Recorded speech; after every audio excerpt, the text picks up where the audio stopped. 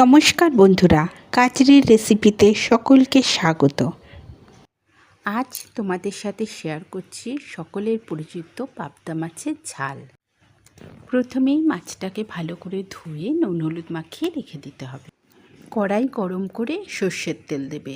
এই রান্নাটা সর্ষের তেলেই হবে, আর সর্ষের তেলের মধ্যে একটু নুন দিয়ে দেবে। এই নুনটা দেওয়ার ফলে মাছটা কড়াইয়ের গায়ে আটকাবে না, সুন্দরভাবে ভাজা হয়ে উঠে আসবে।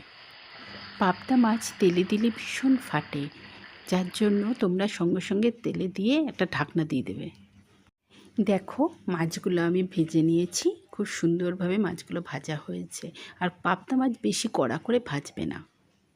ওই মাছ ভাজার তেলে এবার আমি কালো জিরে ফোড়ন দিলাম, সর্ষে কাঁচা লঙ্কা বেটে রেখেছিলাম, সেই সর্ষে কাঁচা লঙ্কা বাটাটাই দিলাম। এবার পরিমাণ মতো নুন হলুদ দিয়ে দেবে। আর অবশ্যই যে যেরকম ঝাল খেতে পছন্দ করো সেরকম কাঁচা লঙ্কা দিয়ে দেবে। কাঁচা লঙ্কার একটা সুন্দর গন্ধ আসে। তোমরা যারা আমার নতুন বন্ধু, তাদের অনুরোধ করছি চ্যানেলটাকে সাবস্ক্রাইব করার জন্য।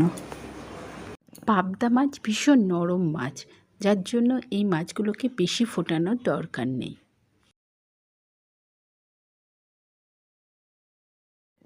বন্ধুরা, আমার ভিডিওগুলো তোমাদের কেমন লাগছে প্লিজ আমাকে কমেন্ট করে জানিও।